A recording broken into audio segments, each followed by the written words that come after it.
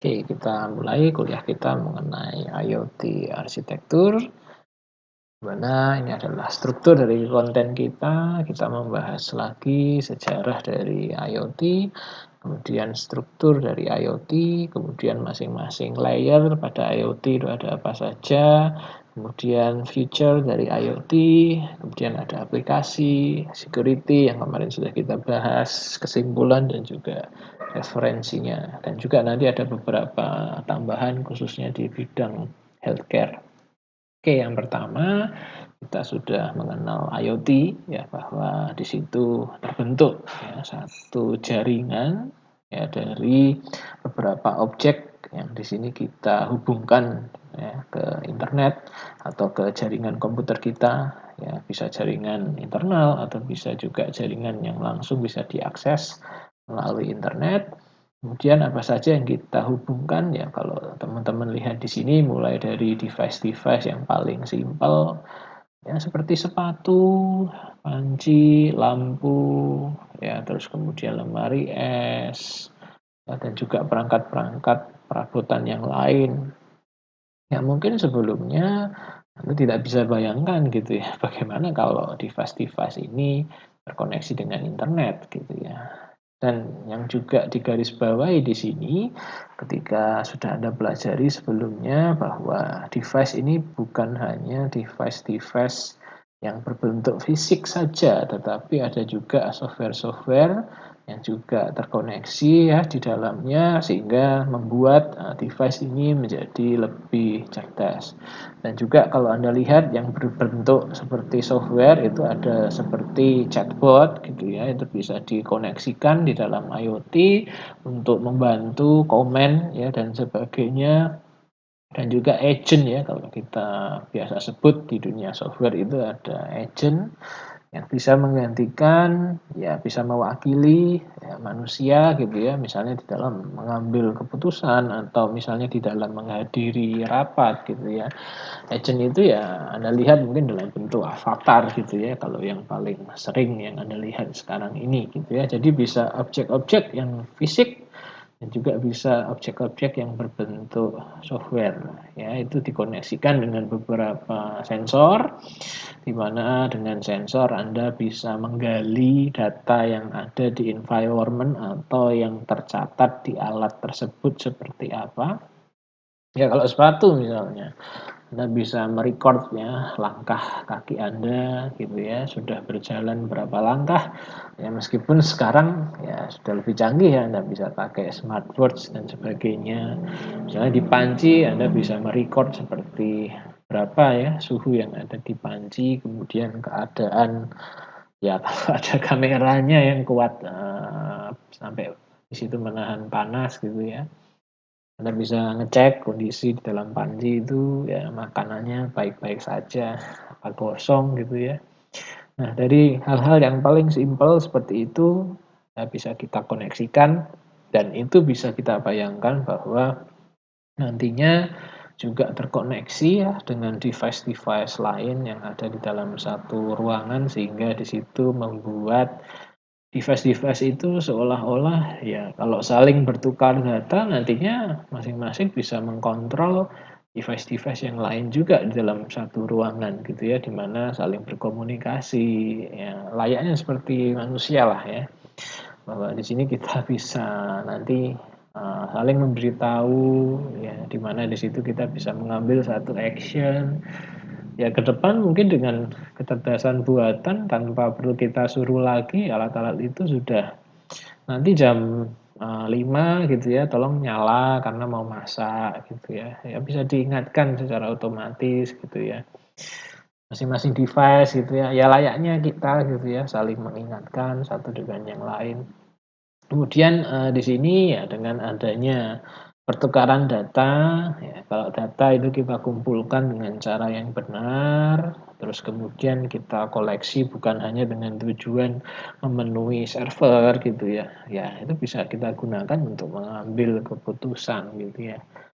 Di tahap awal kita tidak tahu ya data apa saja yang kita pertukarkan, kok bisa gitu ya untuk mengambil keputusan ya, tetapi seiring dengan perkembangan fungsi dari alat-alat yang nanti akan kita himpun datanya, kita tahu ya bahwa dia bisa merekod kondisi seperti ini, sehingga nanti bisa kita gunakan untuk menjadi variabel ya, kalau nanti Anda melakukan penelitian dan sebagainya, ada variabel bebas dan terikat yang perlu Anda cari gitu ya. Ya mencarinya dari sensor-sensor ini ya, bisa digunakan sebagai, layaknya kita mengambil data ketika melakukan percobaan fisika ya, untuk menimbang satu berat gitu ya, massa.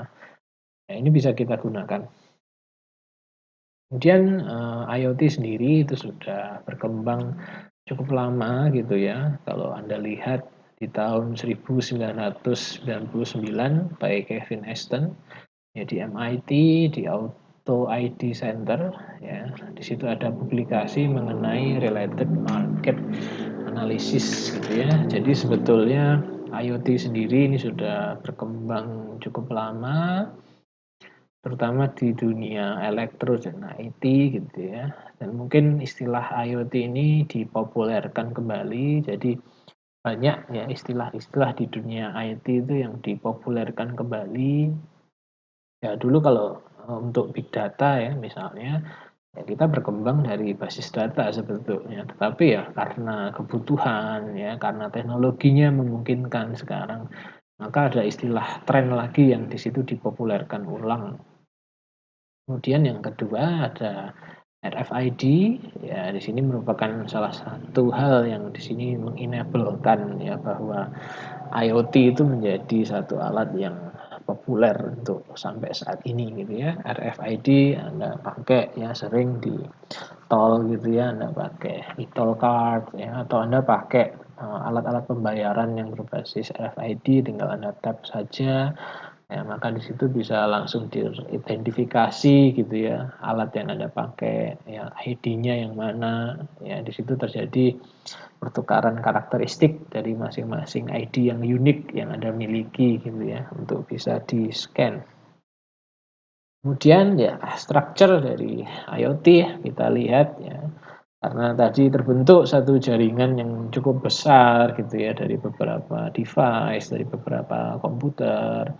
Ya, bisa kita lihat bahwa nantinya kita akan memiliki jaringan bukan hanya dari perangkat-perangkat yang terkoneksi, seperti komputer, laptop, tetapi dari setiap alat, bahkan peralatan rumah tangga, peralatan Anda sehari-hari itu membentuk jaringan tersendiri ya.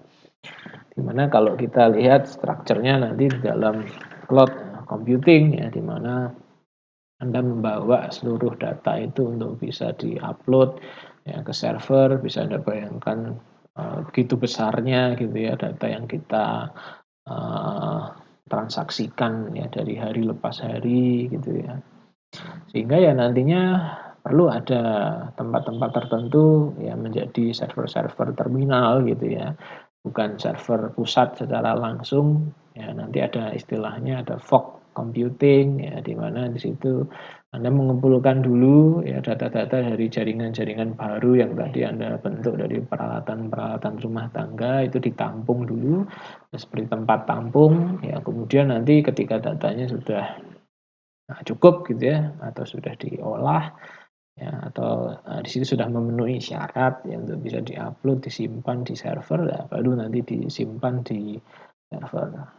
Ya, kemudian di situ melibatkan adanya intermediate teknologi, di mana ya berbagai device itu bisa terkoneksi dengan cara yang berbeda-beda ya, tidak hanya dari wireless, tadi Anda sudah melihat ada RFID ya, bahkan dari infrared ya, dan juga ada koneksi-koneksi lain yang sering Anda pakai ya sehari-hari, Bluetooth dan sebagainya ya. Ketika ada connection di situ, meskipun tidak terkoneksi dengan internet secara langsung ya, device itu bisa menumpang gitu ya, untuk bisa nanti dipertukarkan datanya di salah satu device yang terkoneksi di internet.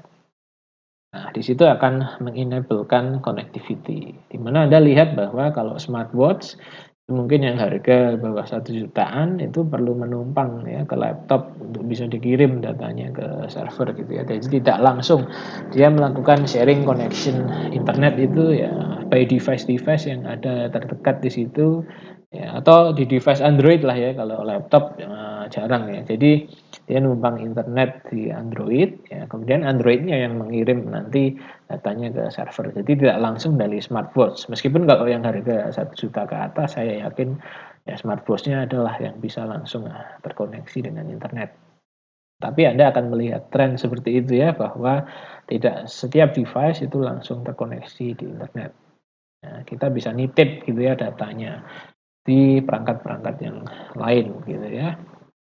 Dan ini perkembangan dari Internet of Things yang pertama, di situ Anda lihat bahwa kita hanya tagging saja, kita hanya untuk membedakan benda-benda yang satu dengan yang lain, ya biasanya dipakai di gudang gitu ya. Anda bisa membedakan antara barang yang dikirim dari gudang yang mana, dari tempat yang mana, ya kemudian menuju ke tempat yang mana, itu bisa Anda gabungkan ya.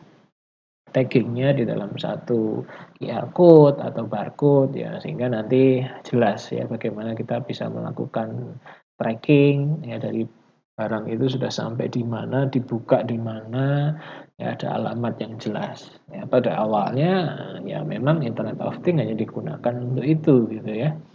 Jadi bagaimana kita bisa membedakan antara satu barang dengan barang yang lain, atau juga tadi menggunakan RFID ya, karena masing-masing ID-nya itu unik. Kemudian ke tingkat yang selanjutnya ya, ini bisa disebut tingkat selanjutnya atau juga, kategori lain gitu ya dari pengembangan Internet of Things gitu ya. Jadi ada 4 hal di sini. Yang pertama tadi tagging, kemudian feeling, shrinking, thinking. Ini bisa dikembangkan secara bersamaan gitu ya, atau Anda bisa melihat perkembangannya gitu ya. Yang awalnya dulu tagging, terus jadi feeling ya, terus jadi shrinking, terus jadi thinking, itu juga bisa.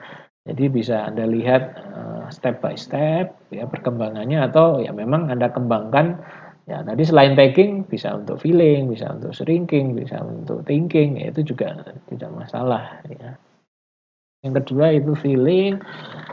Jika Anda mempunyai sensor gitu ya, Anda bisa ya kejadian-kejadian apa yang Anda tangkap dari primary devices, ya di sini untuk mengkoleksi data. Nah, mungkin kalau saya kaitkan ya di dalam bidang healthcare ya, banyak sensor-sensor kesehatan yang, sekarang dikembangkan gitu ya. Ya meskipun belum bisa mendekati alat-alat medis gitu ya di dalam menangkap data yang harusnya di situ bisa tervalidasi dengan baik. Ya misalnya seperti apa? Misalnya seperti heartbeat gitu ya, kalau Anda pakai, smartwatch gitu ya. Ya ada range-range tertentu ya dari harga smartwatch, mulai dari yang paling murah sampai yang paling mahal gitu ya. Anda bisa bedakan ya untuk akurasi dari heartbeat-nya seperti apa. Ya heartbeat bisa digunakan secara sederhana gitu ya untuk mendeteksi penyakit, murmur gitu ya yang ada pada jantung. Tapi kalau untuk, mendeteksi tadi ya, kelainan-kelainan tertentu yang hanya bisa dideteksi dengan EKG ya, entah ada serangan atau entah ada gangguan ya di dalam fungsional, jantung itu tersendiri. Nah memang heartbeat ini tidak bisa sedetail dari EKG ya di dalam mewakili bagaimana jadi detak jantung itu bisa kita record ya sesuai dengan frekuensi tertentu ya tentunya gitu ya. Itu nanti Anda pelajarilah di ilmu kedokteran gitu ya, bagaimana kita bisa men-sampling ya detik-detik, dan juga data-data tertentu gitu ya, supaya bisa mewakili kondisi ya jantung itu memompa ya darah dan sebagainya. Ya sehingga, di sini memang ada kaitannya bahwa sensor-sensor ini memang digunakan yang tadinya ya memang sensor itu juga berkembang gitu ya, tadinya besar, berat, itu menjadi kecil. Tapi ketika dirubah gitu ya dari kecil, ya itu memang fungsionalitasnya juga berubah gitu ya. Jadi Anda lihat contohnya heartbeat itu. Ya memang kalau sensor-sensor EKG yang Anda pakai itu jauh lebih tepat ya merepresentasikan, memang ada rumus tertentu gitu ya bagaimana kita mengkonversi heartbeat ya menjadi detak jantung yang ya bisa di-record di dalam EKG. Ya ada rumusnya tetapi tidak 100% akurat. Meskipun ya smartwatch Anda menawarkan bahwa heartbeat-nya itu akurat gitu ya. Karena memang setelah dicek gitu ya dengan perangkat, ya biasanya kalau EKG ada perangkat seperti untuk lari ya di tempat gitu ya, ketika Anda berjalan dan sebagainya, itu cukup berbeda akurasinya gitu ya.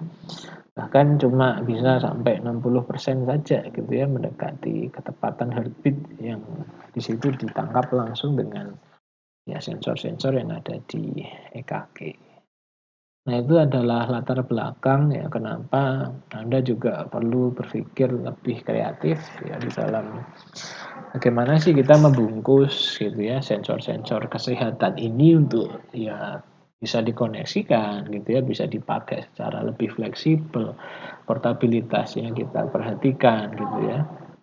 Atau juga sensor-sensor yang, digunakan sekarang seperti yang membantu Anda gitu ya untuk deteksi, ya bukan deteksi dini ya, tetapi, kita bisa gunakan untuk membantu, di era pandemi gitu ya untuk Covid ya Anda bisa menggunakan ya sensor saturasi dari oksigen gitu ya. Kita bisa ngecek gitu ya kadar oksigen yang ada di dalam meskipun yang Anda capture ya paling tangan gitu ya. Anda meng-capture, saturasi dari oksigen itu dari dilihat strukturnya, diberi satu tingkat kecerahan, ya Anda pakai sensor cahaya tertentu di situ, ya di mana di situ kita bisa melihat ada berapa seperti kedipan gitu ya, itu menandakan bahwa atau perbedaan neurona gitu ya, perbedaan neurona warna merah yang ada di dalam, pembuluh darah Anda yang ada di tangan itu seperti apa ketika eee, kita pakai. Misalnya di situ adalah flashlight dari kamera yang Anda gunakan, ya di situ bisa dengan jelas gitu ya meng-capture ya berapa laju dari pembuluh darah Anda itu mentransfer oksigen gitu ya.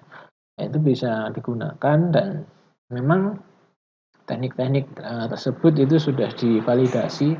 Jadi bukan Anda sekedar pakai flashlight aja yang ada di kamera gitu ya untuk, gitu ya. Tetapi memang sudah ada teknik-teknik dan pendekatan tertentu di mana ya di situ bisa dikonversi menjadi tingkat saturasi oksigen gitu ya. Jadi itu bukan hanya main-main gitu ya. Ya setelah dulu saya juga nganggep, wah ini apa sensornya karena ada sensor yang memang ya dibuat-buat gitu ya supaya device-nya itu lebih menarik gitu ya. Yang fungsinya sebetulnya bukan untuk itu gitu ya, tetapi setelah saya tanyakan, teman saya yang ada di Taiwan ternyata memang ya caranya seperti itu gitu ya untuk meng-capture ya tadi gitu ya. Memang, secara citra itu bisa dibedakan gitu ya ketika pembuluh darah itu ya mengirimkan atau mentransfer ya apapun lah ya yang ada di situ, itu terlihat gitu ya. Memang lebih, baik kalau di sini kita ambil dengan menggunakan citra gitu ya, tetapi ya, tadi dengan, tingkat kecerahan itu sudah cukup ya untuk mewakili tadi apakah pembuluh darah itu memompa dengan cepat atau tidak gitu sehingga ya bisa digunakan untuk deteksi dini gitu ya kalau di bawah 90% artinya ada sesuatu yang perlu kita cek gitu ya di pernafasan kita kenapa, tidak di situ mengantarkan oksigen dengan baik. Nah jadi memang tadi saya sajikan ya 2 hal yang juga, akan membuat Anda berpikir gitu ya bagaimana ke depan mengadopsi sensor-sensor kesehatan itu supaya ya tadi memiliki fungsionalitas yang bisa lebih, teraplikasi di dalam, masyarakat kita gitu ya, atau yang baru-baru ini ya sedang ngetren yaitu adalah sensor penciuman ya yang dikembangkan Inose gitu ya. Nah, itu juga bisa dipakai gitu ya, bisa ditanamkan satu kecerdasan buatan di situ. Sehingga memang ya arah penelitian Anda itu nanti kalau memang sudah applied, sudah lulus dari dunia kedokteran, ya Anda bisa gabungkan dengan ya teknologi yang memang sensor ini ya banyak di elektro atau di MIPA itu bisa Anda pelajari secara lebih lanjut sehingga bisa menghasilkan alat-alat yang bisa kita bilang biomedis gitu ya, meskipun belum terlalu advance gitu ya, itu bisa kita kembangkan yang menjadi alat-alat yang di sini menarik ya untuk bisa Anda pakai di dunia kesehatan. Kemudian ada shrinking things ya tadi sudah saya sebutkan bahwa tadinya alat itu besar ya, sensornya tidak bisa dibawa-bawa. Sekarang dikembangkan ke arah yang lebih kecil, meskipun ketika dikembangkan ke bentuk yang lebih kecil, fungsionalitasnya belum tentu terjamin gitu ya.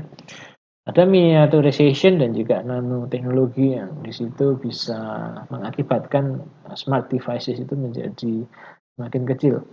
Kemudian yang terakhir yang menjadi heart dari artificial intelligence yaitu adalah thinking things ya, di mana kita menerapkan satu artificial intelligence ke dalam devices, ke dalam satu sensor, yang kemudian di situ membentuk satu jaringan, ya sehingga di situ tadi saya ceritakan bahwa ya masing-masing device yang berbicara itu bisa mengambil satu keputusan sendiri. Ya nanti bisa kita lihatlah ya beberapa video yang mungkin bisa membantu ya menjelaskan dari Cisco dan juga ada dari satu university ya yang nanti akan bisa Anda lihat yang mengembangkan IoT ini dengan sedemikian rupa sehingga menjadi menarik gitu ya, dan juga ada kecerdasan buatan yang ditanamkan di situ.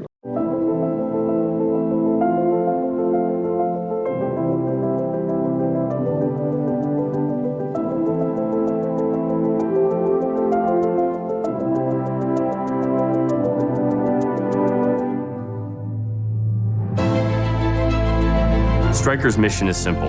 Together with our customers, we're driven to make healthcare better. We hold 7,700 patents on medical technology products.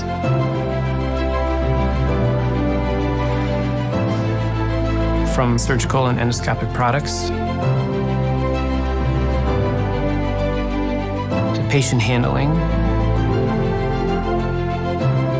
and orthopedics to neurotechnology and more.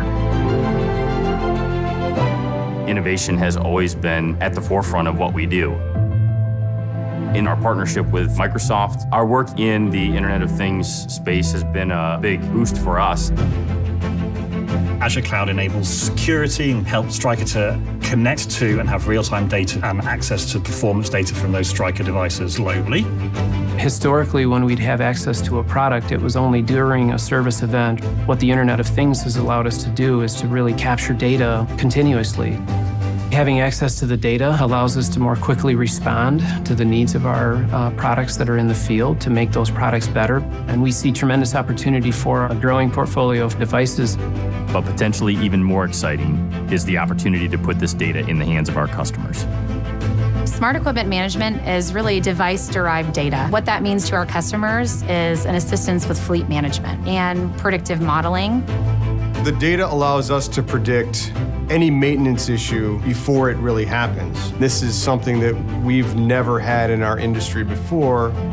For a typical biomed department that covers a large amount of medical devices, reducing downtime by even 1% can translate into significant cost savings. Stryker's use of real-time data allows us, the end user, the physician, the surgeon, to better control the usage of the actual instruments in the operating room. They are definitely one of the most innovative companies in the industry. They're taking advantage of the complete platform, the Azure Cloud, the IoT, machine learning. That real-time data enables Stryker to improve healthcare as an endpoint. Through our work with Microsoft, we're positioned to potentially transform healthcare in partnership with our customers. If we can tie clinical insights with some of the device insights and ultimately get to better patient outcomes, that's the holy grail. by harvesting this data from these connected products, turning that data into information and sharing it back with our customers, both clinical and non-clinical, we feel that we can positively affect patient outcomes. At the end of the day, we provide clinicians tools to provide better quality of life for more people, one product at a time.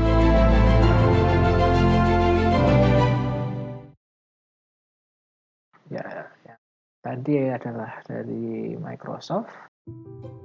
What does the future hold for healthcare? In 5 years? 10? How will patients experience care, and how will clinicians deliver it? And what role will security and IT operations play in keeping critical functions online and secure? Today, the Internet of Things, IoT, is improving access to quality care and reducing costs by tracking equipment, patients, and staff, plus much more. We've just begun to scratch the surface. The possibilities are endless. Extending healthcare to the home is already making it possible to collect data and track wellness, which is changing the management of chronic pain and disease. Soon, this data will be integrated seamlessly into electronic health records, so doctors can remotely monitor patients in real time, and it will be more and more common to meet with your doctor from home through telemedicine. Augmented reality, which uses digital images superimposed on live content, and virtual reality, an artificial 3D environment, are some of the hottest technologies today. In healthcare, they can be used to treat addiction, phobias, and PTSD, as well as to help doctors learn about anatomy and test surgical techniques. Artificial intelligence, or AI, is the ability for computerized machines to mimic human thought processes. AI, combined with natural language processing, could provide clinical decision support, such as automated symptom triage. In the future, AI could break through boundaries in ways we can't even conceive of right now. Robotics, already used in medicine for transportation, pharmacy automation, surgery assistance, and more, is becoming an essential part of our future. With Wi-Fi 6 and real-time haptic feedback, doctors could perform surgery enhanced by AI. Everything you do today and tomorrow, from deploying telemedicine services to implementing AI for clinical decision support, depends on a strong IT infrastructure. All your systems, network, mobility, collaboration, security, and data center need to work together seamlessly to support the changing face of medicine. And Cisco can help.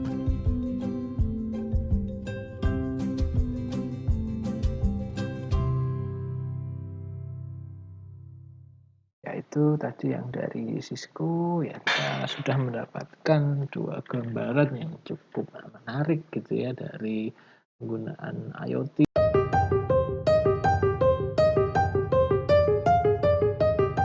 The promise of smart homes, offices, classrooms, and indeed the entire Internet of Things relies on robust sensing of the environment.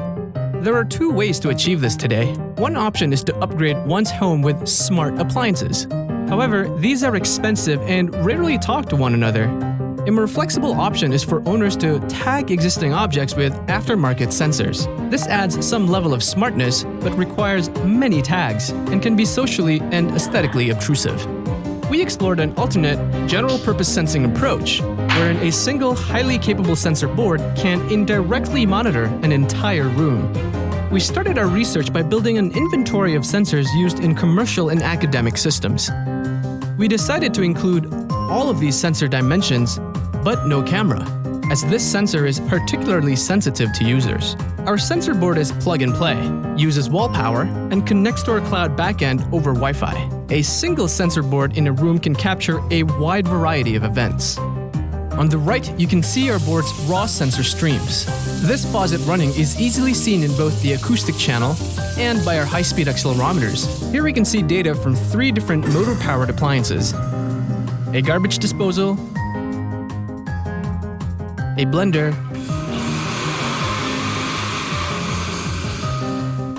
and a coffee grinder. Note how each results in distinct sensor signals. Now the user turns on a stove burner. Note how the thermal image reveals not only that the burner is on, but what burner and how hot it is. Of course, this low-level sensor data is rarely of interest to users. Instead, we use machine learning to automatically recognize patterns of sensor activation and expose these high-level environmental events as synthetic sensors. Although virtual, they can be treated just like traditional physical sensor feeds, triggering user-defined functions or used by developers to build responsive applications. Importantly, raw sensor data is never sent to the cloud. Instead, it's featurized in our sensor board, which helps to anonymize signals before transmission. Our system works across many different settings. For example, the shower in this bathroom, the 2 vanity faucets, various bathroom accessories, the toilet flushing, and the state of lighting. We can also detect multiple events in the house, including when a fireplace is on, the water tank is heating, the dryer is running, and when the HVAC is on. In a workshop or industrial setting, we can detect multiple events such as when the dust filter is running or the exhaust fan is on. Different tools such as saws, a shop vac, a drill press, a grinder, and various handheld tools. In a workplace or an office, we can detect a suite of events, such as if a phone is ringing, we can detect writing on a whiteboard, and also erasing. A water fountain running, urinals flushing, and paper towels dispensing. The synthetic sensors seen thus far we call first-order synthetic sensors. However, these basic synthetic sensors can be fed into second-order synthetic sensors, able to capture higher-level semantics such as count, duration, and state. For example, a first-order towel dispense sensor can power a second-order sensor that tracks the number of towels used.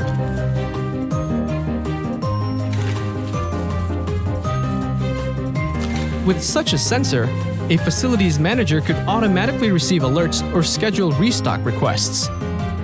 In this example, a first-order faucet running sensor is used to power a second-order water consumption sensor. Metrics like this can inform monitoring, behavior change, and other applications. Finally, more complex devices can have multiple states, beyond just on or off, like this microwave. Here you can see first-order synthetic sensors responsible for recognizing individual states. By building on top of these sensors, it is possible to create a second-order sensor that tracks the state of the device. Armed with this high-level understanding, richer assistive applications can be built.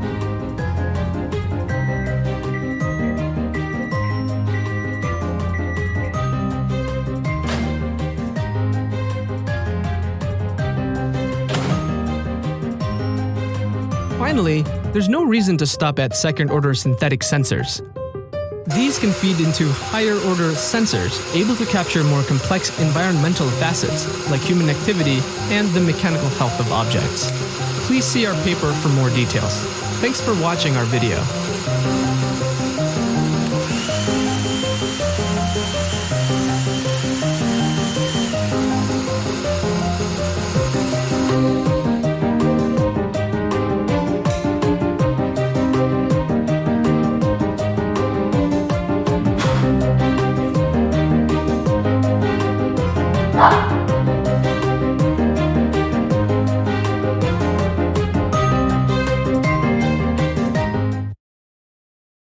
Itu tadi adalah contoh yang dari University, sangat menarik sekali mengenai penggunaan synthetic sensor. Ya, saya harap tadi ketiga contoh dari video yang ada itu bisa menambah ya, tentang bagaimana penggunaan Internet of Things dalam kesehatan atau di dalam kehidupan sehari-hari. Dan kita melihat di sini adalah layer dari Internet of Things, di mana bisa kita lihat di situ ya, berbagai macam hal. Di sini kita bisa terapkan IoT mulai dari smart cities, ya, kemudian di smart transportation, kemudian di smart building, kemudian di smart energy, kemudian di smart industry, ya, dan ini adalah bidang kita yaitu smart health, yang menuju semuanya adalah smart living. Dimana kalau kita bagi menjadi beberapa layer, ya kita melihat di sini yang pertama ada application layer, di mana orang IT ya biasanya di sini berada di application layer, yang menyiapkan aplikasi, ya kecerdasan buatan, model yang kita siapkan di dalam IoT, supaya aplikasi IoT ini bisa kita terapkan. Kemudian di level selanjutnya ada service and application support layer, ya jadi di sini adalah satu layer yang bisa mendukung itu secara general atau secara spesifik, karena di dalam IoT tadi Anda lihat bukan hanya software ya yang di sini kita terapkan, tapi ada satu lingkungan hardware tertentu yang harus kita penuhi ya. Di dalam hal ini tadi Anda melihat di contoh yang ada di Microsoft gitu ya, itu adalah satu perusahaan yang berkembang ya, menggunakan teknologi Microsoft untuk melakukan telemedicine dan juga melakukan telesurgery gitu ya, sehingga memang di bawah level yang tadi kita kembangkan di taraf aplikasi kita ingin mengumpulkan datanya, mengembangkan itu menjadi satu informasi kecerdasan, tapi tidak lepas daripada itu apa yang kita kontrol. Ya di sini kita melihat bahwa ada satu service yang perlu kita persiapkan sehingga masing-masing device tadi bisa terkoneksi dengan baik ya, sehingga apa yang ada di application layer di sini bisa kita masukkan ya di dalam satu service, dalam satu kesatuan integrasi sistem, sehingga semuanya saling mendukung ya, tidak lepas dari aplikasinya saja, tetapi di mana alat tersebut nanti akan diterapkan di dalam environment yang seperti apa.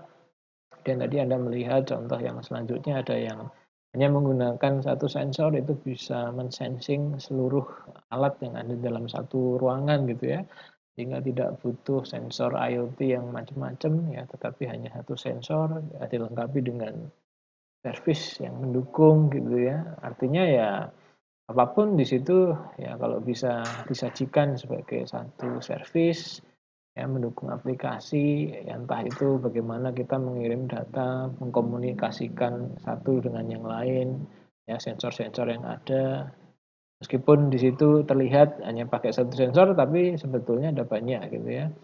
Ada banyak service yang di situ akan deteksi gitu ya, ada banyak hal yang di situ akan dihubungkan ya antara state kondisi yang satu dengan kondisi yang lain. Ya, sehingga itu Anda bisa lihat sebagai satu layer service apa ya, yang disediakan di situ. Kemudian tidak terlepas juga bahwa dengan adanya service ya, maka Anda juga harus menyediakan satu ketersediaan network jaringan di mana situ kita bisa melihat ada networking capabilities dan juga transport capabilities. Ya, kemudian di bawah itu yang di layer hardware ya, di situ Anda lihat ada device layer, yaitu device itu sendiri dan juga gateway. Ya, bagaimana di situ device-device berkomunikasi dengan gateway-nya untuk datanya bisa diteruskan ya, di dalam network layer. Jadi kalau Anda lihat ini dari atas ke bawah ya, semakin ke atas itu semakin dekat dengan software dan semakin ke bawah itu semakin dekat dengan hardware.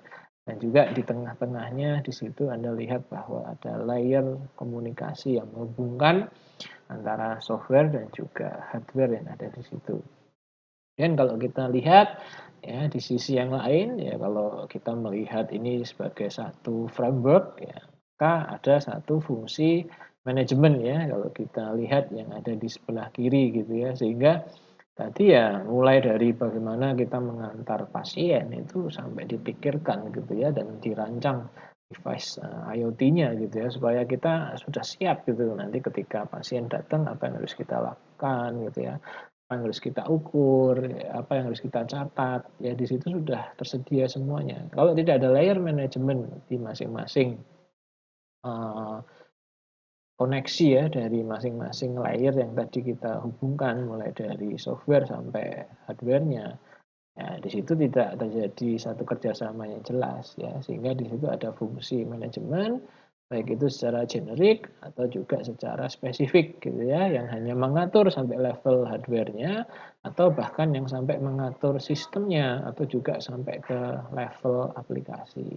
Ya, jadi manajemen itu ya tergantung gitu ya secara spesifik layer mana yang akan Anda gunakan. Dan ada juga ya, kemarin kita membahas mengenai layer security. Apalah artinya gitu ya manajemen yang baik, ya, aplikasi yang baik, hardware yang baik, tapi tidak didukung dengan security yang mumpuni. Nah, saya rasa ini adalah layer arsitektur dari IoT yang paling sederhana yang saya temui ya karena kalau secara elektro dan IT pasti layernya di sini jauh lebih banyak dan lebih kompleks gitu ya. Tapi ini bisa kita terapkan secara umum ya di bidang apapun Anda bisa melihat bahwa ini adalah satu framework yang bisa Anda gunakan untuk melihat pembagian device dan juga pembagian teknologi dari IoT itu masuk ke ranah yang mana. Kemudian di device layer itu sendiri ya, kalau kita mau detailkan, ya di sini menyediakan satu user interface juga gitu ya. Jadi bagaimana supaya hardware itu bisa dipahami, ya kita harus sediakan UI gitu ya, supaya nanti IoT itu bisa diakses, bisa menampilkan ya, recording data yang kita inginkan gitu ya. Apalagi kalau Anda menggunakan device-device kesehatan, bagaimana data itu bisa tertampil, informasi apa yang Anda peroleh itu juga penting gitu ya di dalam device layer. Ya selain tadi yang saya bahas gitu ya. Kemudian ada juga beberapa aplikasi yang dikembangkan di beberapa sektor kalau tadi Anda lihat. Ya seperti transportation, healthcare, agriculture, supply chain, government, retail ini tentu saja membutuhkan background device yang berbeda-beda gitu ya. Dimana kalau dalam sektor kesehatan tadi sudah Anda lihat gitu ya. Salah satu perusahaan di situ Anda lihat ya dengan sedemikian rupanya mengembangkan teknologi ya, bisa sampai telesurgery dan sebagainya. Di situ ya teknologinya khusus gitu ya antara masing-masing layer ini sangat terpengaruh gitu ya dengan aplikasi apa di situ dia bekerja di dalam satu sektor. Kemudian di situ ada beberapa device sensor yang digunakan ya misalnya tadi seperti GPS gitu ya kita bisa dengan exactly mendapatkan posisi pasien itu dari awal gitu ya di rumahnya seperti apa kemudian dikelola di manajemen di dalam satu rumah sakit ya mulai dari posisi awal kita bisa deteksi di situ mulai pasien dimasukkan IGD dan sebagainya di situ bisa menjadi satu data yang bisa kita sinkronisasikan posisinya seperti apa, di mana itu bisa menjadi satu data.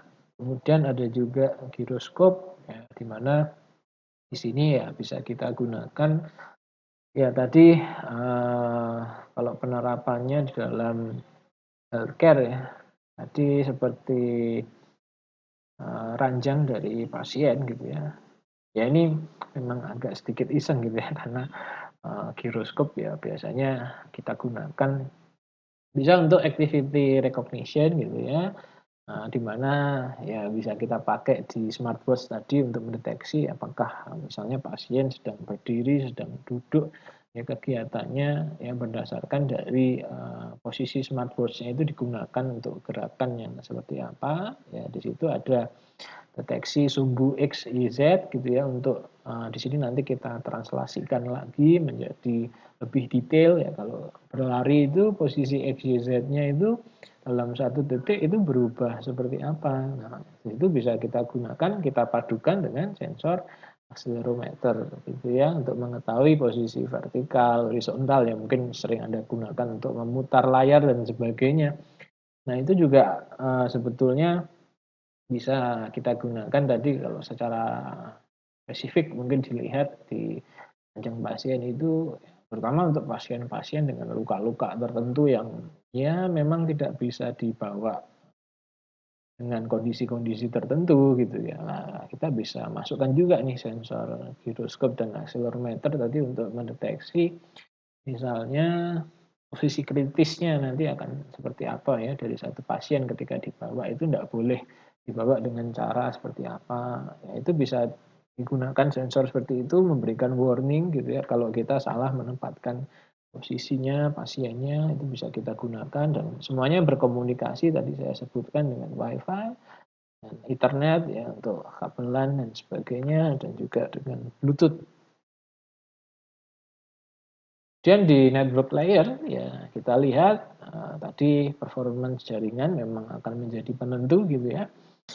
Kalau kita melakukan telemedicine atau telesurgery tidak secara real time gitu ya. Ya mungkin hasil yang didapatkan akan berbeda gitu ya. Kalau telemedicine ya mungkin masih oke lah kita bisa melihat gitu ya pergerakan dari pasien gitu ya. Atau mungkin ekspresi dari wajahnya, kesakitannya, levelnya seperti apa. Ya, itu masih bisa kita toleransi. Tetapi kalau telesurgery ya kualitas jaringan Anda itu telat sedikit ya mungkin yang disentuh itu bisa jadi ya tempat-tempat organ-organ yang vital ya kalau disentuh secara acak dalam waktu yang berbeda ya itu bisa menimbulkan satu kerusakan ya. Jadi ya memang perlu real time gitu ya, apalagi dalam memotong sesuatu gitu ya. Nah, itu memang perlu kualitas jaringan yang baik gitu ya. Jadi ya di jaringan itu sudah dikenal bahwa ada keterlambatan gitu ya di dalam pengiriman. Nah, bagaimana ketika ada keterlambatan? Apa yang harus diatasi di situ ya? Dan apa yang terjadi ketika ada gangguan di dalam security-nya? Ya, terus ada kesediaan bandwidth dan sebagainya itu diatur di dalam network layer. Jadi bagaimana kita bisa menyediakan satu infrastruktur jaringan yang itu mendukung gitu ya. Tergantung level aplikasi yang kita gunakan tadi ya, hanya untuk RMS biasa ya rekam medis gitu ya atau ya kita gunakan untuk hal-hal yang vital yang harus berkomunikasi langsung ya lakukan dari jarak jauh dan sebagainya. Ya. Kemudian di sini ada beberapa organisasi yang bisa melakukan sharing. Nah, mungkin ada beberapa cabang dari rumah sakit itu juga bisa kita perhatikan. Kemudian di situ ya karena ada transmisi data ya dari bit yang terjadi ya di situ ada encryption, ada signal processing, ada teknologi LTE, Wi-Fi, GSM, microcontroller, embedded dan sebagainya yang digunakan di network layer. Ya, tentu saja ini strukturnya bisa berbeda ya dari masing-masing alat. Terutama untuk alat-alat yang membutuhkan real time communication ya di situ teknik untuk bagaimana kita bisa mengirim datanya di dalam waktu yang betul-betul real time itu akan sangat berbeda ya dengan aplikasi yang sering Anda pakai ya seperti saat ini Zoom dan sebagainya itu ya meskipun ada quality of service yang disajikan di sana tetapi ya ketika ada delay masih tidak masalah gitu ya. Tapi ya tadi bisa Anda bayangkan kalau yang terjadi delay itu di device-device yang ya membutuhkan respon dalam waktu yang secepat-cepatnya, sesingkat-singkatnya gitu ya. Itu bisa jadi komunikasi yang digunakan strukturnya berbeda dan itu semua diatur di network layer. Tentu saja dia membutuhkan bit-bit yang lebih sederhana, lebih simpel untuk dikirim untuk mengaktifkan komen-komen atau perintah-perintah tertentu yang ada di alatnya. Dan untuk services layer ya ini biasanya dijadikan satu ya dengan application. Nah, di sini bagaimana kita mengcapture ya secara periodik dari data yang kita akan ambil di dalam sensor-sensor. Kemudian kita melakukan data analytics, ya ini bisa kita hubungkan juga tadi dengan layar aplikasi. Jadi di bawah layar aplikasi ada database yang dipakai, kemudian ada bagaimana cara kita melakukan ekstraksi data, ya bagaimana kita membungkus data itu menjadi satu information yang tadinya mungkin belum kita lihat, ya ada korelasi antara satu struktur dengan struktur yang lain, ya, sehingga di sini kita nanti juga melihat adanya streaming analytics, ya, sekali lagi berkaitan dengan real time data. Real time data itu cukup berat, ya. Kalau ada data-data yang tidak sampai, toleransi seperti apa yang kita terapkan. Ya, apakah ada data-data yang hilang itu justru di situ mempengaruhi kualitas dari data yang kita kirim gitu ya. Boleh nggak ada data-data yang hilang ya di situ. Karena memang dikirim dalam waktu yang cepat, perlu ditangani ya, antriannya dalam waktu yang cepat sehingga di situ ada streaming analitik. Dan juga kita perlu pastikan secara security dan privacy bahwa data yang kita kirim itu memang betul-betul dari data yang bersangkutan. Terus kemudian kita pastikan layer keamanannya seperti apa gitu ya. Kalau misal pun data di situ bisa diperoleh, ya bagaimana supaya tetap bisa terlindungi, itu juga perlu kita pikirkan. Dan di application layer, ya ini merupakan salah satu level abstraction layer yang paling rendah gitu ya. Jadi memang bentuknya semakin ke atas itu tidak bisa kita lihat ya. Software itu ya cukup susah untuk mendefinisikannya karena memang ada banyak standar yang bisa kita pakai, ada banyak teknologi, ada banyak programming yang bisa kita terapkan di situ sehingga cara masing-masing orang berbeda-beda. Ya, kalau kita mau buat standarisasi seperti hardware atau tadi perangkat-perangkat healthcare itu beroperasi ya itu cukup susah ya karena ya bagaimana cara kita memandang aplikasi itu bekerja cukup penting gitu ya sehingga di sini misalnya dengan sensor ya kita bisa create satu digital nervous system ya misalnya. Kemudian ada incorporated ya di sini kita bisa juga menghitung ya, satu kuantitas dari physical yang kita capture tadi dengan berbagai cara dengan sensor dan yang lain gitu ya. Dan kita bisa melakukan interkoneksi dengan physical world atau juga yang digital world.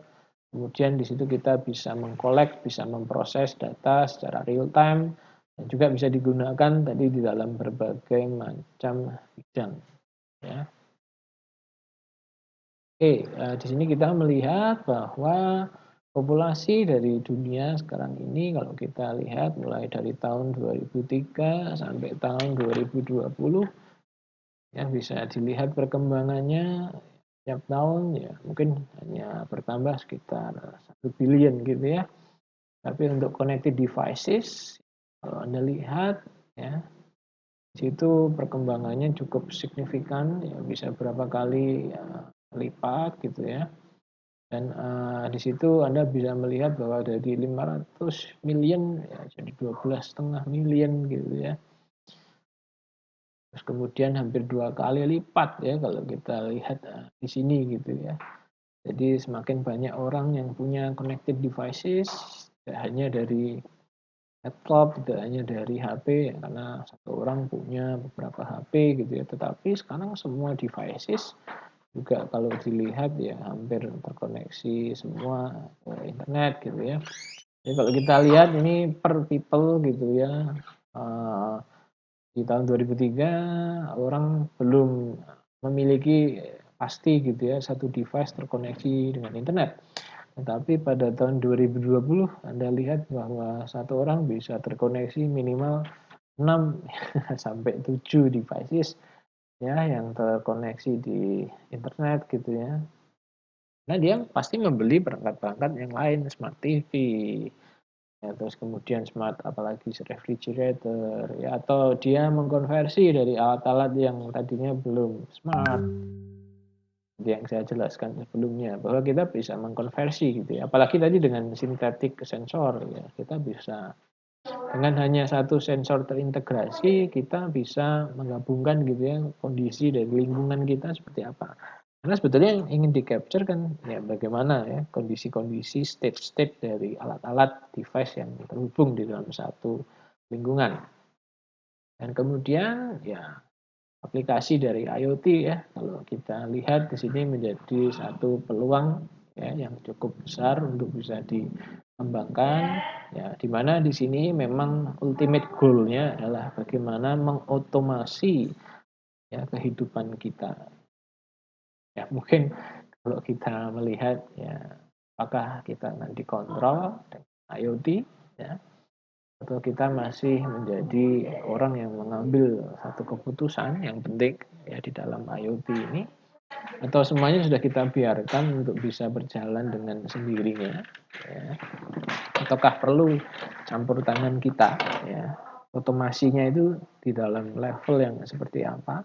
Inilah yang kita lihat sebagai future dari IoT ya. Mungkin kalau Anda lihat di film-film animasi yang ada di masa depan ya Wall-E dan sebagainya yang futuristik gitu ya. Anda melihat bahwa ya nantinya human malah bergantung gitu ya dengan aplikasi yang ada di situ ya, menjadi semakin malas ya, menjadi semakin praktis ya semuanya ya. Jadi kita nggak tahu ya, mungkin dia hidup di satu layer abstraction yang lain ya, di dunia ini gitu ya. Dia bisa melihat bahwa ada dunia paralel, ada dunia virtual di situ ya, bahwa ya ada satu kenyataan baru gitu ya yang terbentuk dari layer yang tadi kita lihat di dalam Internet of Things ini, sehingga ya mau tidak mau ya kita harus mengikuti gitu ya. Tapi kita jangan sampai tadi semuanya terotomasi gitu ya dengan Internet of Things gitu ya. Apakah di sini kita diatur sistem ya? Nggak bisa gitu ya.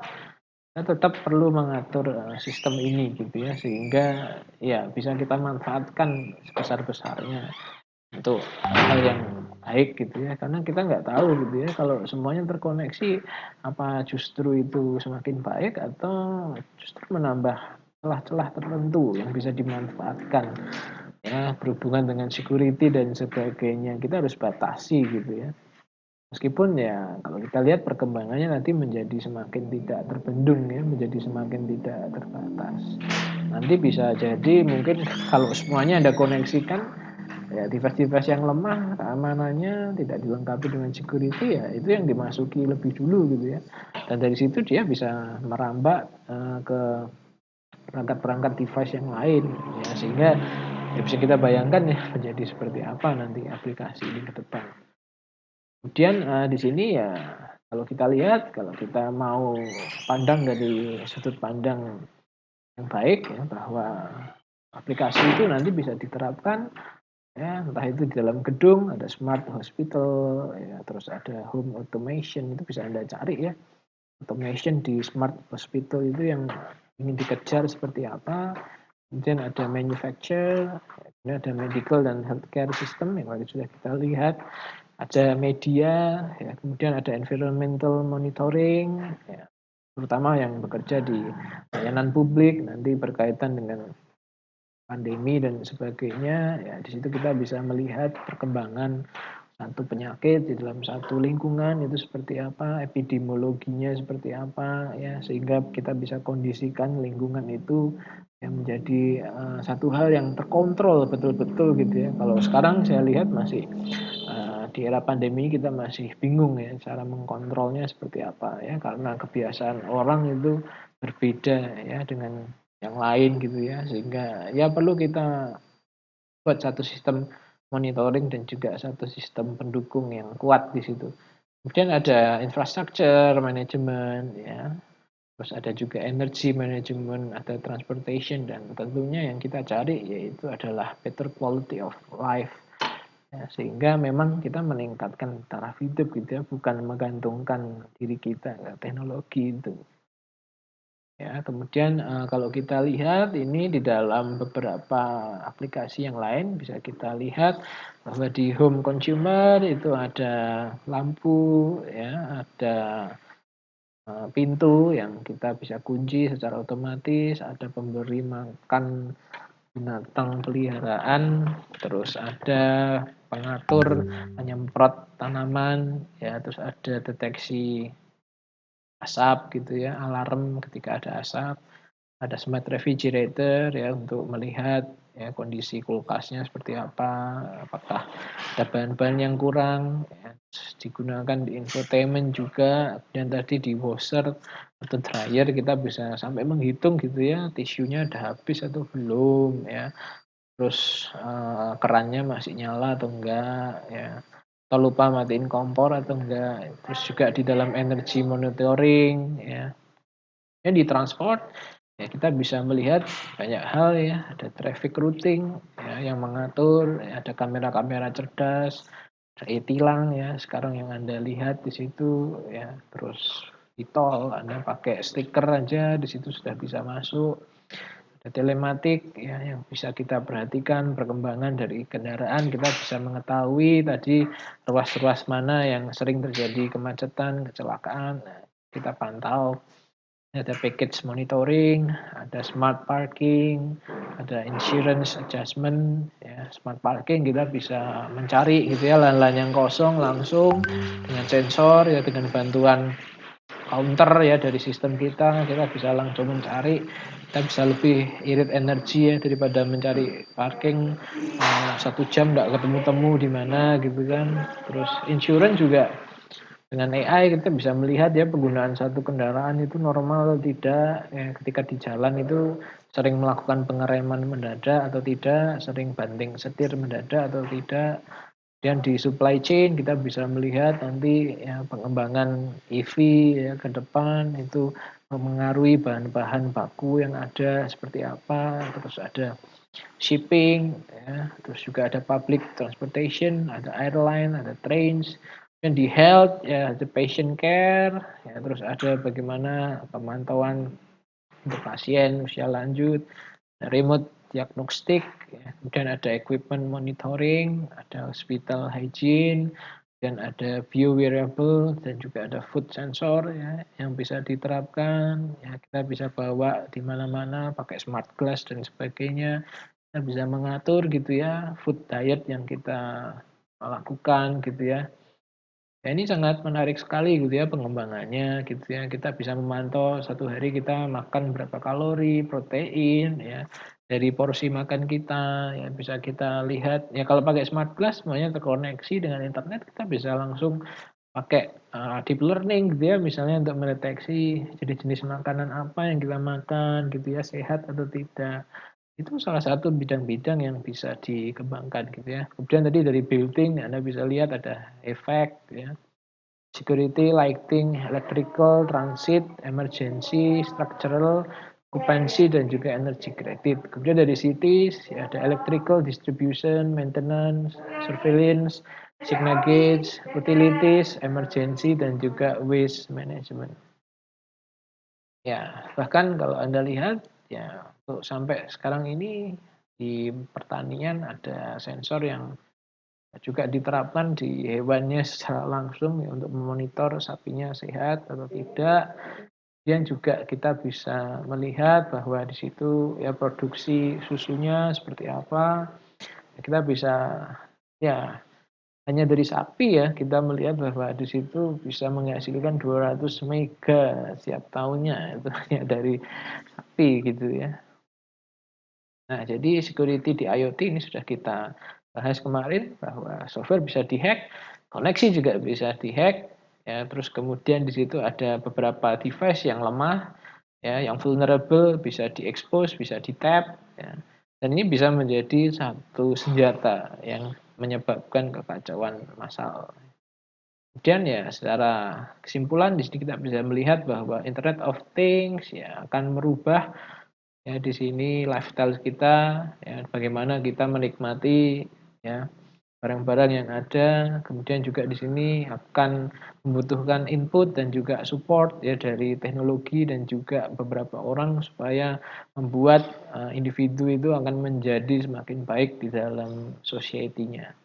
Ya, kalau kita lihat adalah layer lain ya yang bisa kita perhatikan di healthcare, di mana physician dalam hal ini dokter dan tenaga medis yang lain mempunyai satu medical tablet ya, yang nanti bisa terkoneksi dengan satu server, atau masing-masing juga mempunyai satu desktop manager.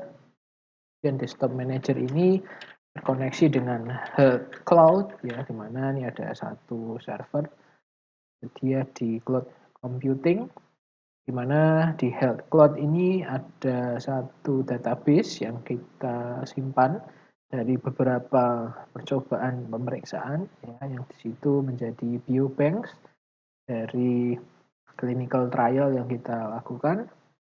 Dan di desktop manager ini ya tadi misalnya kalau terhubung dengan pasien ya, pasien bisa mempunyai ID yang unik, masing-masing bisa memiliki satu RFID card yang terhubung dengan RFID reader. Ya, ini terkoneksi dengan network hub, semuanya dikoneksikan oleh desktop manager ke cloud computing.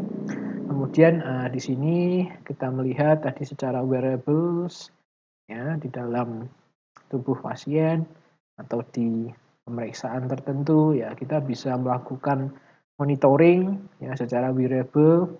Baik di sini misalnya kita ingin mendapatkan sensor ya, misalnya dari sensor glukosa, kemudian ada temperatur sensor yang sekarang dipakai ya di mall-mall, dan ada juga blood pressure sensor yang tadi saya bilang bahwa itu harus ya, di mana di sini kita pakai satu tekanan ya, tanpa tekanan hal itu masih kurang mungkin. Kemudian juga ada insulin pump ya, tadi memiliki satu penyakit gula gitu ya, bisa disuntik dengan insulin, memperhatikan kadar glukosa tadi yang sudah ditanam di dalam sensor. Ya memang untuk sampai saat ini pakai jarum gitu ya, terus kemudian darahnya dimasukkan ke satu sensor glukosa khusus gitu ya. Prosedurnya seperti itu. Dan ya di sini ada sensor ya, aktuator yang dipakai dengan low power gitu ya, yang semuanya bisa pakai baterai ya, tanpa terhubung ke listrik. Ya memang harus di-charge ya, tapi bisa dipakai secara portable dan itu menjadi satu gateway ya untuk bisa terkoneksi dengan medical health record gitu ya, di mana di sini menjadi rekam medis dari pasien. Nah, ini adalah salah satu contoh ya tadi Internet of Things dalam healthcare yang ada diagramnya. Kemudian di sisi yang lain kita juga bisa melihat ada IoT based multi-tier system arsitektur. Nah, di mana kita bisa melihat ada tier 2 dan juga ada tier 1 ini. Nah, tier 1 tadi saya sebutkan bahwa biosensor ini akan membentuk satu jaringan tersendiri ya. Bisa kita lihat sebagai personal area network, atau di sini kalau kita menggunakan perangkat wireless ya, atau di sini kita menggunakan perangkat yang memang sensor-sensor itu terhubung gitu ya dengan wireless sensor teknologi ya. Kita lihat di dalam tier 1 ya, sensor 1 misalnya di sini untuk biosensor digunakan tadi untuk mengcapture beberapa hal yang sering di-capture ya, seperti blood pressure, respiration, activity, oksigen, saturation ya. Di situ kita amplify gitu ya, kita filter ya mana yang kita butuhkan ya dari sinyal-sinyal yang kita kumpulkan tadi. Kemudian ya di sini kita bisa melihat wireless itu bisa terhubung secara Bluetooth dengan menggunakan Zigbee ya, atau RFID yang sampai jaraknya cukup jauh gitu ya. Dan juga terhubung secara wired. Kemudian di sini kita lihat ada medical tablet, ya, ada PDA, smartphone, dan perangkat-perangkat yang lain. Ya, ini bisa memberikan satu alarm signal. Kemudian di situ ada local signal database. Ini ada wireless transmission modulnya. Di medical centernya, di situ kita gunakan satu jaringan juga, dan juga jaringan mobilenya bisa kita masukkan di ambulans. Terus kemudian di sini tadi data-data yang kita sensing kita masukkan ke sensor communication dan control signal, dan itu kita tampilkan dari graphical user interface-nya, sehingga di sini ada satu central processing unit ya, sehingga di tier 2 ini ada satu personal server yang tadi saya sebutkan bahwa di sini kita menampung lah ya data-data yang kita kumpulkan secara personal atau di dalam satu area atau di dalam satu environment tertentu, dan baru kita bawa ke tier 3 ya, di mana di sini ada hospital server ya, kemudian ada emergency care providers yang terhubung ke ambulan-ambulan seperti 911 atau insurance companies ya, kalau teman-teman pakai BPJS atau jaminan kesehatan yang lain ya, atau dari bank atau dari manapun lah ya. Kemudian juga terhubung ke health data repository ya, dalam hal ini untuk mengklasifikasi ya penyakitnya masuk ke area yang mana, kemudian bisa diklaim nggak secara asuransi gitu kan.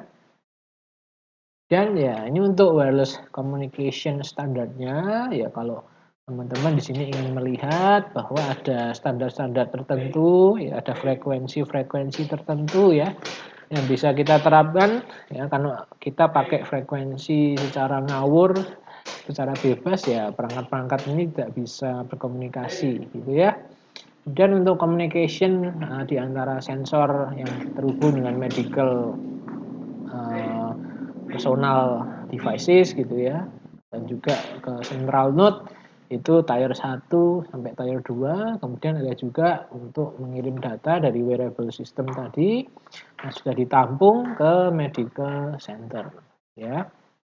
Jadi kalau kita lihat di sini untuk Zigbee itu ada range-nya sekitar 10 sampai 75 meter.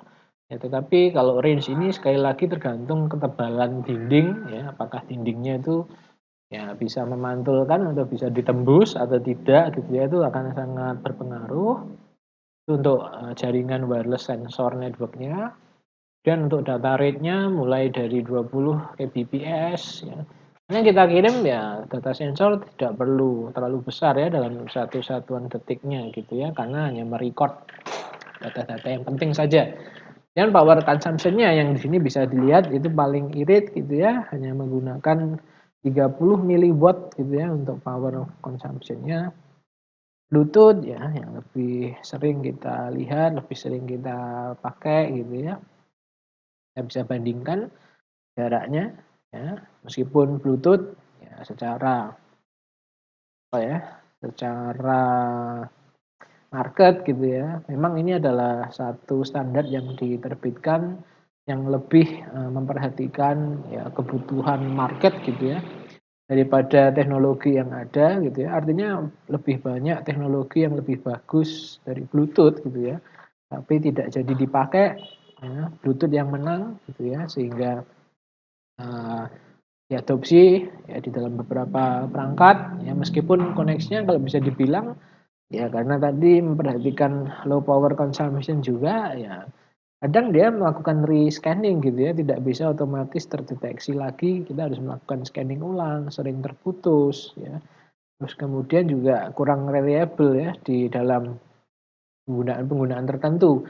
Nah, hal-hal ini tidak bisa diterapkan ke real time system, dan juga tadi perangkat-perangkat yang melakukan telesurgery dan sebagainya itu akan sangat riskan sekali kalau misalnya terjadi tadi putusnya koneksi dan sebagainya gitu kan. Dan ya frekuensinya bisa dilihat, bisa dibandingkan ya, bahwa Zigbee tadi bisa menggunakan beberapa frekuensi ya, tergantung negara bagian mana ya yang menggunakan, karena di Indonesia mungkin frekuensi penggunaannya akan berbeda dengan negara-negara tetangganya. Kemudian di situ ada infrared juga ya, sampai 1 meter aja. Speednya sekitar segitu ya, mungkin kalau Anda dulu sempat bertukar data dengan infrared gitu ya, masih di zaman Nokia. Dan ada MICS, yang kemudian ada juga wireless yang umum ya. Baik sekarang sudah sampai generasi ke-7 ya. Wireless yang Anda pakai mungkin masih generasi ke-5, tapi sudah dikembangkan sampai generasi ke-7 ya di Jepang. Dan yang ini kita pakai contoh yang ada A, B, G, N gitu ya.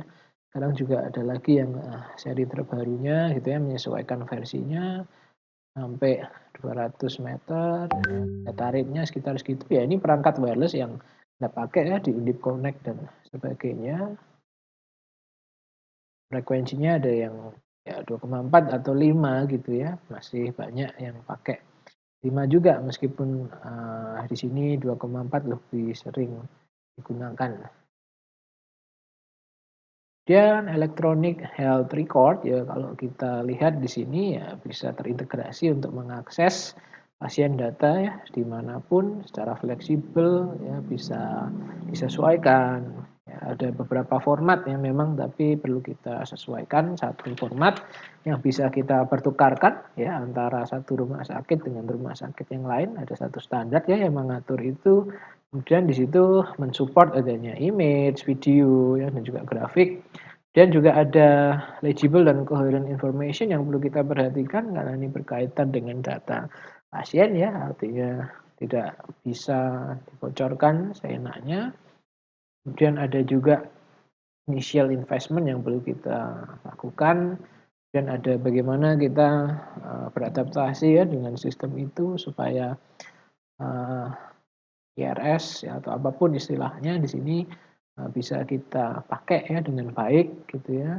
Mulai dari awal pengembangan mungkin ada beberapa penyesuaian, tidak bisa langsung lancar ya. Dan kemudian ada juga security issue-nya ya. Dan juga ada plan ya, ketika sistem itu gagal jangan sampai di situ ya memutus gitu ya rantai yang tadinya manajemen bisa kita lakukan ya secara dual, baik itu manual atau otomatis dan juga by system gitu ya.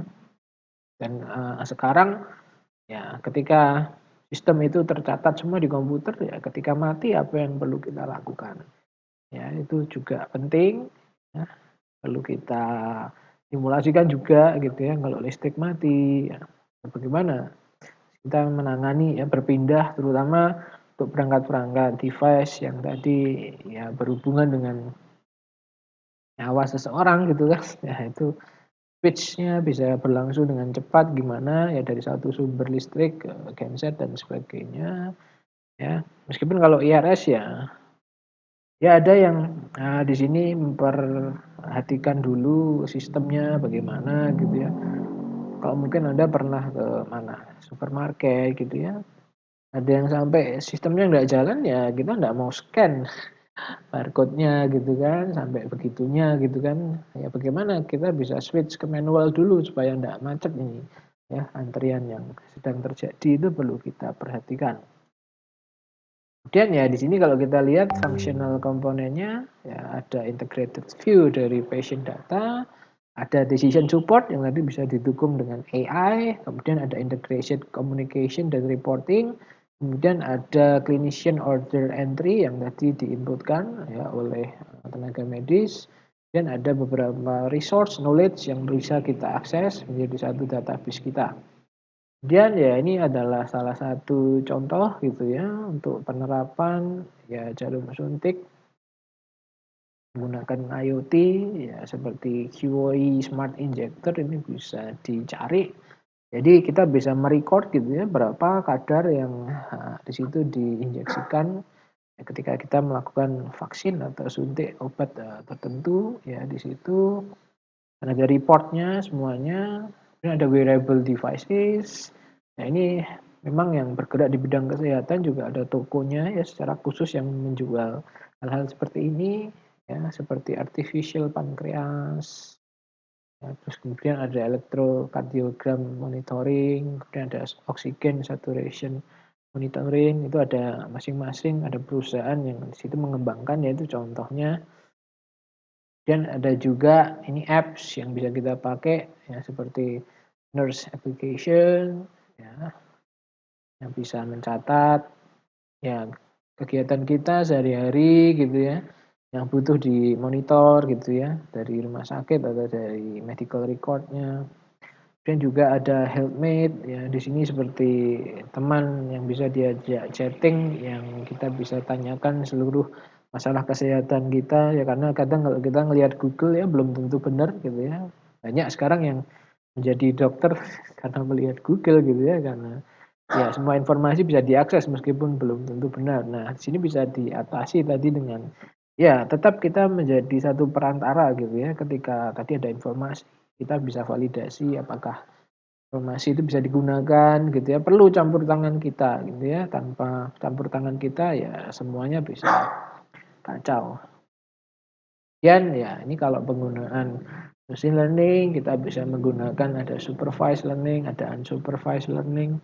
Ya itu bisa diterapkan juga misalnya di bidang seperti kesehatan jiwa ya. Nah, itu bisa digunakan tadi untuk mengukur perkembangan pasien ya.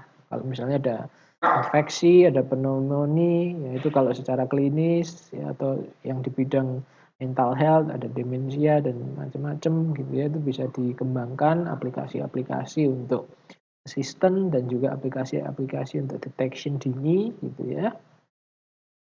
Kemudian ya ini adalah salah satu contoh gitu ya dari satu apartemen yang di sini menerapkan ya satu konsep monitoring gitu ya, mulai dari makanan, dari kesehatannya ya. Nah, di sini ketika kita mempertimbangkan gitu ya semua kebutuhan dari sisi kesehatan, ya pasti ada proaktif dan yang di situ bersifat reaktif juga gitu ya. Dan kemudian di situ kita bisa mengakses data, ya kaitannya dengan akses data ini bagaimana kita bisa mendapatkan data itu secara legal, bagaimana untuk penelitian caranya bagaimana, ada bed sensor, ya untuk mengukur kualitas tidur kita, ya mungkin itu sudah terpendamkan juga di smartwatch masing-masing. Ada motion sensor, ya digunakan untuk memonitor gerakan kita tadi pakai accelerometer, gyrometer. Dan ada video sensor juga yang bisa kita gunakan gitu ya untuk melihat tadi kondisi kesehatan ya dengan men-scan bagian-bagian tubuh tertentu yang di situ tercapture ya dengan teknologi deep learning dan sebagainya. Di situ bisa kita scanning ya apakah terjadi penyakit atau ada deteksi awal apa yang perlu kita konsultasikan lebih lanjut. Nah, kemudian juga ada juga metode yang bisa kita lakukan, ya ini beberapa penelitian gitu ya dari beberapa ahli di bidang machine learning, ya, di mana di situ dia meneliti tadi dari sisi hospitalization, ya seberapa pentingnya di sini kita melaporkan satu kondisi gitu ya, terus kemudian ada perpindahan dari satu tempat ke emergency room dan sebagainya. Ya, ini dianalisis menggunakan machine learning. Jadi machine learning bukan hanya untuk deteksi penyakit, tapi untuk manajemen itu bisa digunakan juga.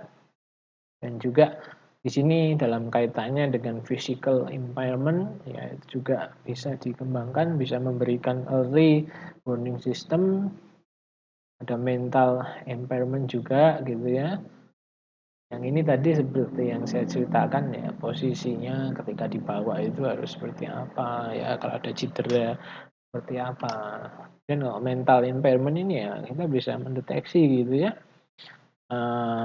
Beberapa activity yang dia lakukan kita bisa memonitoring ya, apakah dia posisinya sekarang di mana, sedang apa, sedang ngobrol sendiri atau tidak gitu kan.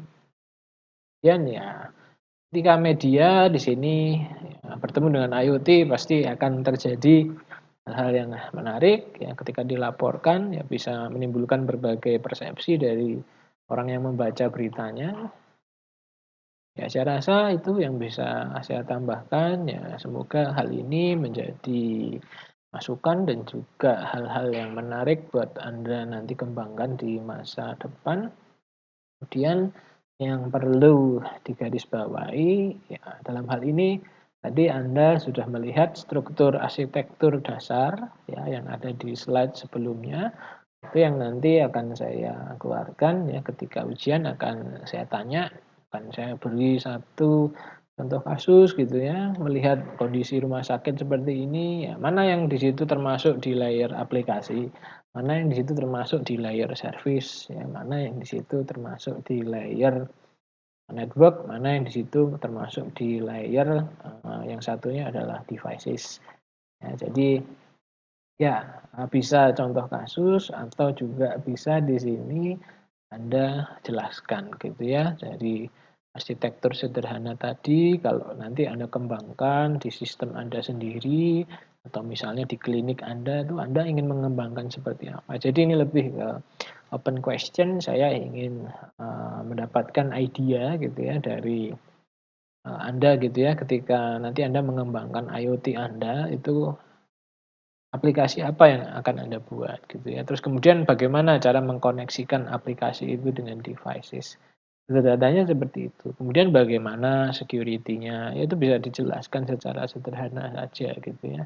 Itu yang akan saya keluarkan di ujian. Jadi sekali lagi bentuknya open question gitu ya. Itu bisa sesuai dengan pendapat Anda. Saya ingin melihat creativity Anda gitu ya di dalam menganalisis dan juga di dalam mengembangkan ide Anda sendiri.